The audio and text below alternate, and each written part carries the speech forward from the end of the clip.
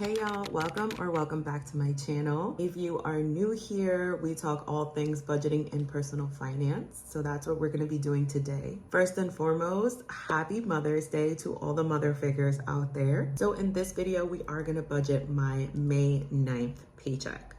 And my previous video, we did do like a May budgeting overview. So here we're just gonna refine it a little bit. Some things have changed. Actual amounts of some of my bills have come in, so we needed to tweak it a little bit, and we have some leftover here and there that we are going to be budgeting. So let's get into it. Also, my laptop is this way. This is why I keep looking down here. So first thing we're going to talk about is income. So my full-time job income is the same as I expected. I did have some rollover money here. So this is money from the expense category that I did not end up spending last pay period. So I am rolling that over and adding that on to this budget.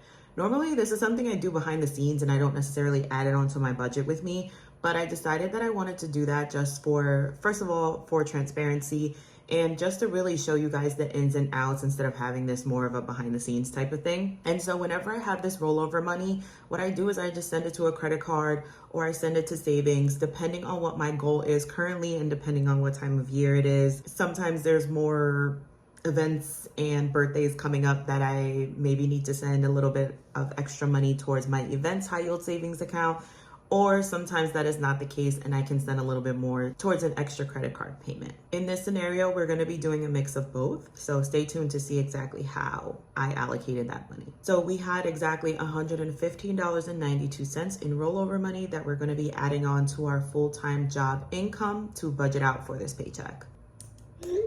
So first thing we're gonna review again is my bills section. And I know I said in some video, I don't remember which one, I know I said that water comes out quarterly and it doesn't come out this month. Yeah, I was bamboozled because it does. So anyways, we were able to rearrange all of our funding to make sure that we cover that. And I did end up budgeting $165 for that.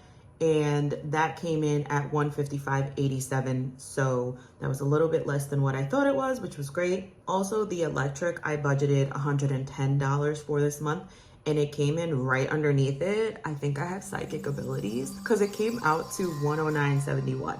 So again, any extra penny counts. So I am going to be reallocating that money. And outside from that, nothing else really changed from the bill section. So we're going to move on to the debt section here. Now for the debt amounts, those were all accurate as far as like the credit card payments and stuff that I need to make. The one edit that I did make was I added some more money onto that extra credit card payment that I'm gonna be making. The total amount of extra credit card payment that I should be able to make this month is $190.34 out of the $150 that I originally budgeted. That is amazing, and I hope that that stays the same.